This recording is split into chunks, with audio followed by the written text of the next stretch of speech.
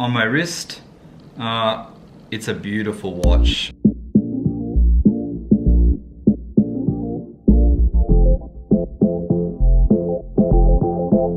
Good morning everyone. Good morning and welcome back to another video. Today I'm going to do a watch video. This is my service case. I've had that for a while. I bought that on eBay. I didn't get that with the watch. I didn't get any free gifts with the watch. So today we're going to talk about my new Rolex. This is the white box. It looks familiar to most of you. So I picked up the watch. I was actually wanting a Blackface Explorer II. You guys will know what it is by the title, but I've been wanting a Blackface Explorer II for some time.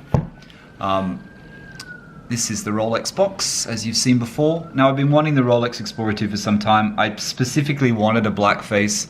I know most people want the white dial, the white face, the polar. Luckily enough, my AD in the Middle East actually had the polar as well. They had one come in as well. So I had the opportunity to try on both. I had tried it on before when I bought my Rolex Sea Dweller. They had the Explorer II at that point. They come in quite regularly. They're not super rare. They will be discontinued next year on the 50th anniversary, so there will be a new Explorer II next year. I think it's the time to buy it. I bought it because I like it. I didn't buy it because I didn't buy it for resale or it's going to jump in value. I read something on one of the sites I was looking at. I think it was on the Rolex forum, it was a dealer site on Instagram. And the dealer site on Instagram said that they had a client who wanted to buy two, a black one and a white one.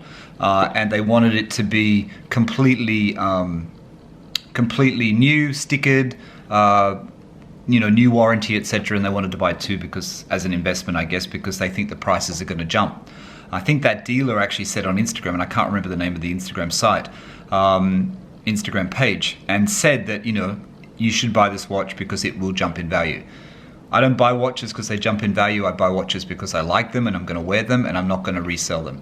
If you're wondering what I'm wearing today as well, it's my Black Bay. I know it's upside down, but that's my Black Bay Bronze 2019 grey sunburst dial on the Nubuck. I haven't used the other strap yet. I also have the Tudor fabric strap, Tudor NATO style strap. I haven't worn this for a long time. I love this watch. It's a really good watch. So this is the watch that I've been waiting for. I'm not going to take too much time into showing you guys, get it on camera properly. So that's it. So it's the Explorer. I hope the light's not so bad today. Explorer II. This is the protection for the bezel. Hopefully you don't see my serial number. Explorer II, 42 millimeters, oyster steel, GMT, 24-hour bezel. I love the orange hand. I love the orange Explorer II writing.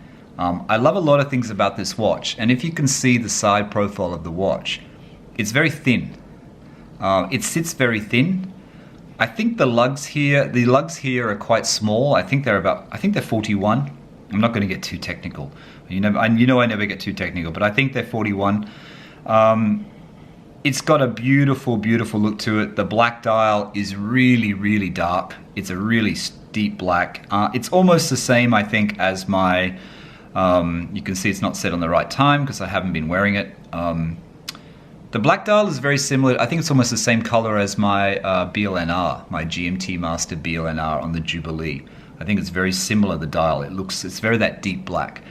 But the only thing that I noticed between this watch and my other Rolex, those of you who don't know, I have a Sea Dweller 43. I have a Sea Dweller 43, and I have the BLNR GMT Master 2 on the Jubilee strap, and my wife has a GMT Master Root Beer. I know I don't use nicknames, but let's just call it Root Beer, which is the gold and steel two-tone. Now, the one thing I did notice, the one thing I really like is I like how it's really thin. You can see the stickers are still on. In the Middle East, they don't take the stickers off before you purchase them. It's okay. I know in other countries they do. I love this. I love the Oyster bracelet. I find it really nice to wear. In saying that, I still like my Jubilee. The two things that I found which don't bug me, but the two things, and I just want to, instead of getting into the technical, I'll tell you about the things that annoy me about the watch. And the two things that annoy me about the watch, not annoy me, but I notice a difference, is the crown. Is the Rolex here, the crown. I find the crown very small. On my Sea Dweller 43 and even on the GMT Master 2, the crown is much bigger. Don't quote me, but I think this is only double lock, isn't it? Because it's only waterproof to 100 meters. This watch, it's not in the same league as the Sea Dweller. Obviously, the crown is smaller. When I set the watch and when I wind the watch, I do actually notice. I'm not saying it doesn't feel flimsy, but I notice that it's a really different tactile feel. It's got a really different feel to it when you set it, when you pull it out. I like the extra thickness of the crown. I find it when it's a little bit thicker, it just feels better. Because this is quite an unusual size here, this size here between the case. I think, like I said, it's 41. When you get to this part of your bracelet, this is very thin. What I like about the Sea Dweller is you can see how it tapers in quite a lot, the bracelet. So it tapers in quite a lot. Obviously the Sea Dweller 43 and even the Jubilee on the GMT Master 2 is wider here. I like it when it's a little bit wider. Like I said, it's not that I hate the watch because of it, but it's the two things that I notice as a difference. But, the other thing I noticed is even though it's 42 millimeters, I really do like the thickness of the case. I do like this thickness of the case. I like how it's quite small. Obviously this has still got the stickers on here and here. There's stickers on here, but that's polished, as you know. That's a polished part. This is brushed. This is polished. There's no stickers there. You can see the red there. There's still the sticker on the inside. I'm not going to remove the stickers today. I haven't worn the watch yet. I will wear it, but I haven't worn it yet. Stickers on the back here.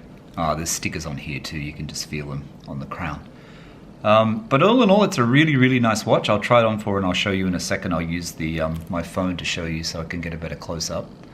But it's a great watch. And coincidentally, I've been waiting for one of these. And I'm in London at the moment. I'm not in the Middle East. And when I came back, just before I came back from London, I got an email because I've been trying to get one in London before I left. And for people who are giving up hope on getting a Rolex from an AD and not having to pay pay extra retail through a grey dealer, all my Rolexes are from the AD. They're from the AD in the Middle East. As I've said before, the AD in the Middle East charges slightly more. They charge slightly more for the watch. The prices are slightly inflated. This watch was pretty much almost the same price as the UK, a couple of £100 difference from the AD. But I bought this watch less than a week after I got the email from Watches of Switzerland saying that the watch was there for me if I wanted it. The problem with Watches of Switzerland is, and the reason why I got on the list there very quickly, I think, is because I bought a couple of watches from Goldsmiths, the Tudors, this one, and another one from my mate, the GMT Master for Steve, who I do the podcast with. And I think that helped me get quicker on the list. The thing is, they didn't tell me I was on the list. They said I had to go in to get on the list. I didn't go in. I didn't realize I was on the list. But then they sent me an email last week saying the watch came in London. I had to pay for it up front, and I couldn't pick it up until something in December. But I'd already bought this anyway. So I put the feelers out for another model that I want to get, which I'm not going to let on in this video. I just watched a video on Jimmy's channel from Australia, who does Rolexes, and he's got a watch which I didn't think I wanted, and after seeing it on Jimmy on his tractor, I now want it, but I'm not going to give that away either. So this is my Explorer II. Like I said, just a quick video today. The difference also in the movement of this, I'm not good with remembering all the details of the movements, but for those of you who don't want to look it up yourself, obviously it's oyster steel. Obviously it has a 24-hour bezel around the outside. A dedicated hand, you've got the orange hand for the GMT time. Black dial, like I said. Oyster bracelet. Cyclops, of course, over the date, which is always really nice. The Cyclops looks fantastic. It's compared to my other two watches, my Sea Dweller 43 and my my GMT Master 2 BLNR, like I said, this is 42 millimeters, oyster steel, screw down twin lock. So it's a twin lock double waterproof system. It's triple lock on the others, on the Sea Dweller 43, obviously because it goes down a lot further if you are actually going to use it for diving. Sapphire crystal as before, scratch resistant, waterproof to 100 meters, I already said that. Perpetual mechanical self-winding. It's 3187 caliber for people who like to know the calibers. It's a 3187 caliber. See, you still got the sticker on the back. I haven't taken the sticker off. What else? Power reserve on this one is only 48 hours. The new movements that I have, they're 72 hours. Bearing in mind this watch came out in 2011. They haven't updated it since 2011. You've got the typical, the clasp, the folding oyster lock safety clasp. And then you've got the Easy Link, which I've got the Easy Link open at the moment, which is just in here. Where is it? Where is it? Where is it? Where is it? I have the Easy Link open. Anyway, I'm not going to change that now. But anyway, that's it. That's my Explorer II black dial. Not much else to say about it really. Chroma-light display obviously is very sort of bluish when it lights up in the dark. But a really, really great watch. I also read that this is anti-magnetic as well. Even though they don't really put a lot about it in the specs, it is actually anti-magnetic, similar to the Milgauss. But it's a great watch. Let me just try it on for you. So this is it on my wrist. It's a beautiful watch. And as you can see, like even though I made the point just then about it being smaller, the Oyster bracelet being slightly thinner when it comes to the clasp and when it joins the case, it really doesn't impact the look of the watch. The watch is, you can see it there. I mean, it's a beautiful, beautiful watch. It really is a beautiful watch. So that's about it. Any questions, let me know in the comments. If you want me to do more of the watch videos, leave a comment down below. But that's my Blackface Explorer II 2020. I just bought it in 2020. It also comes with the new Rolex card. If you don't know what comes in the box, this is what comes in the box. So you get the booklet, Explorer II booklet. The green looks different to me. I don't think they've changed it, but that's the Explorer II booklet. This is that, the warranty. I'm not going to show you and that's the new look card, which is much better looking than the old one. And that goes into your case like that. And then your serial number shows up here. That's it. Okay, thanks for watching, guys. Like I said, there's my Explorer II. It's a great looking watch. I'm really happy, and we'll talk again soon. Thanks for watching, and bye for now.